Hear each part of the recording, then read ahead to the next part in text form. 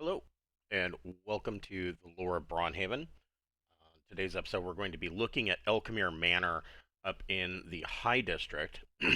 And uh, if you watched last week's episode, you know that Ehlkmere Manor is a stark contrast to Fountain Lake, or I'm sorry, Fountain Park, which has grown, uh, overgrown the lake in the middle of the in the middle of the park with its fountain has become brackish and covered in bubbling green algae, and the trees are overgrown. Moss hangs from the trees. Um, the grass has gone to seed, and uh, you know, vampire bats are said to roost in the trees, and uh, you can hear the braying of wolves in the distance. But at the end, on the southern tip of Fountain Park, sits a well manicured property and a very beautiful manor house. It's not a large manor house, but it is still quite grand. And it always looks like it has a fresh coat of paint. It has brand new lead based windows in perfect frames that are perfectly clean. The lawn around it is well manicured, as are the rose bushes out front, and is entirely encircled with a wrought iron fence. And there is a wrought iron gate, and this lead walkway is cobblestoned with stairs in the middle that lead up to the large double doors. Now, the gate is not locked. Anybody can walk up those stairs and use the brass door knockers on the front door, which oddly enough, the brass door knockers do look like a couple of fanged screaming devil faces that allow you to knock on these doors. It is not unusual to see servants out moving about the rose bushes, trimming them and doing lawn work. And occasionally, among those servants, you will see some hobgoblins, from the mercenaries that are also moving about, helping these servants do their job, wearing their armor, and they seem perfectly pleasant enough. They are not they are not aggro in any way. Um, I mean, of course, if anybody were to start problems, they will, of course, react in a violent manner. But they are not overly aggressive right out of the chute. Um, they seem perfectly pleasant and happy to be doing their, or perhaps not happy to be doing their jobs, but they are at least doing the lawn work, which is strange. When you knock on these these knockers to get into the double doors, you will of course be greeted by a servant. And the first thing that anybody should be able to notice about the servants of Ehlkmere Manor is that they all seem to have a expressionless face, eyes pretty much glazed over. They speak in monotones. There's no inflection of any kind of um, emotion in their voice. But the the lady of the house, Lady Ehlkmere, she will not leave guests waiting, and Lady Ehlkmere um, will come down and greet everyone. Everyone is welcome to come to the manor, and she is a elegant, graceful woman, though she chooses to wear clothing that is a bit more revealing than some might enjoy.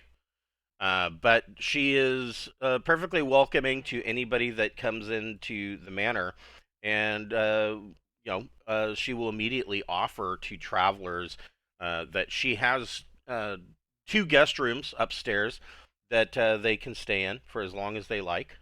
Um, you know, if you have a good sized party, two rooms might be a bit cramped, but she will be perfectly happy to have her servants set up guest beds so that additional people can stay in these rooms.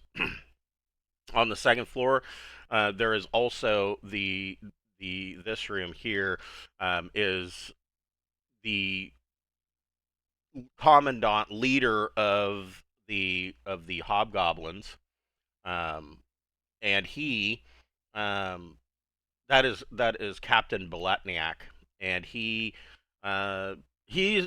perfectly happy to stay here. The fact is, if anybody sees him interacting with Lady Ehlkmere, it is clear that Balatniak is completely smitten with her, which is peculiar. She, on the other hand, doesn't seem to necessarily reciprocate those outward feelings.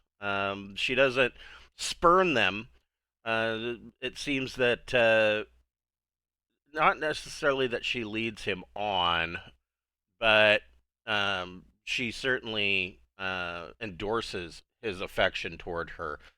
Um, Anybody that spends any time, if they have the opportunity to see Baletniak and Lady Ehlkmere interact, it seems that Baletniak is a useful idiot. um, like I said, she doesn't necessarily lead him on, but she certainly doesn't spurn his advances. And if he gets overly overly enthusiastic about his feelings for her, she just changes the subject. But these guest rooms will be made available. Her room is in the corner of the second floor. The door to that room is generally always locked. Um, but I mean, the illustrious adventuring type, locked doors don't usually mean a whole lot to them. Now, downstairs, she will, of course, invite any guests to a dinner, and that will be served in the grand dining hall. Her servants are all of her, the kitchen staff are excellent chefs. Anybody that goes in, there is a servants' dining area in the back. Um, the servants, again, they're all blank faced and glossy eyed and no emotion, monotone, unless they are asked to go down into the cellar, which of course is where a lot of the cooking and food supplies is kept, drink is kept. Then they seem to whimper and cry. They don't want to go down into the cellar unless they are absolutely forced to. And generally, of course, if it's for the kitchen staff or for a large dinner, they will be told that they have to go down and get whatever it is that's down there. And this will stir emotion from them. Although, if asked why they are upset about this, um, they will have nothing to say about it. They simply can't or won't talk about it. And so, yeah, there's some weird things going on. Obviously, some very strange goings on in Ehlkmere Manor. This is her private study. That door is also generally locked, although she may invite people into her private study if there's something official that she's looking for. She is actually she is looking to hire an adventurer, and she's only willing to hire those of the highest caliber and highest moral fiber for this task. And she probably won't come out and say it directly. She will beat around the bush and um, try to woo over uh, these types. She but she will do it subtly, and she will want them to come to her side willingly, so that she can offer a great reward. Is definitely a part of this promise. So that is Ehlkmere Manor.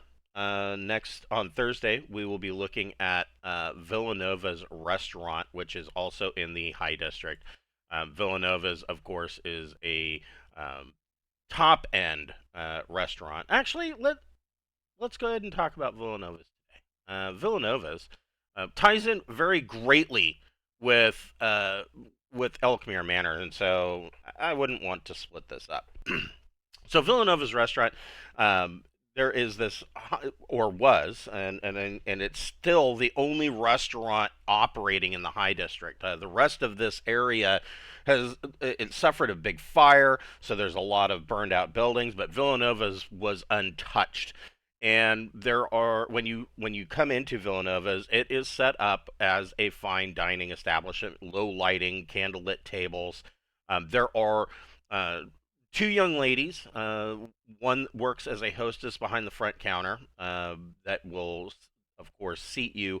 And then there is also a waitress that moves around uh, the floor. On the second floor, Lady Villanova herself actually has her living quarters upstairs, and she actually lives at the restaurant on the second floor. But the two young ladies, one will seat you, one will take your orders. There is a small,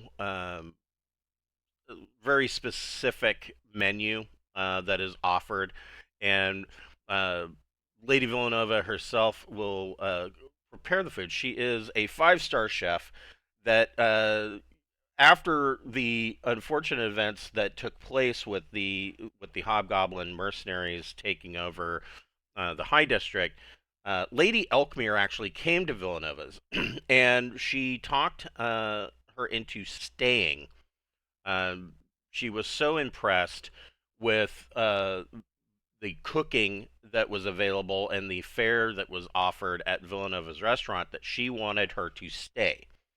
And we don't know exactly what deal was made, but she agreed to it. And even the food here is so good that even the hobgoblins come and will eat at Villanova's.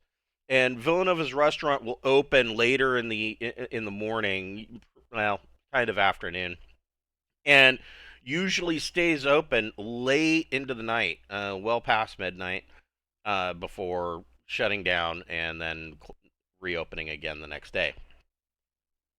So this is a strange place, and people from even the other districts, the merchant district, even though the standard for telling people around the imperial port is to stay out of the high port or the high district.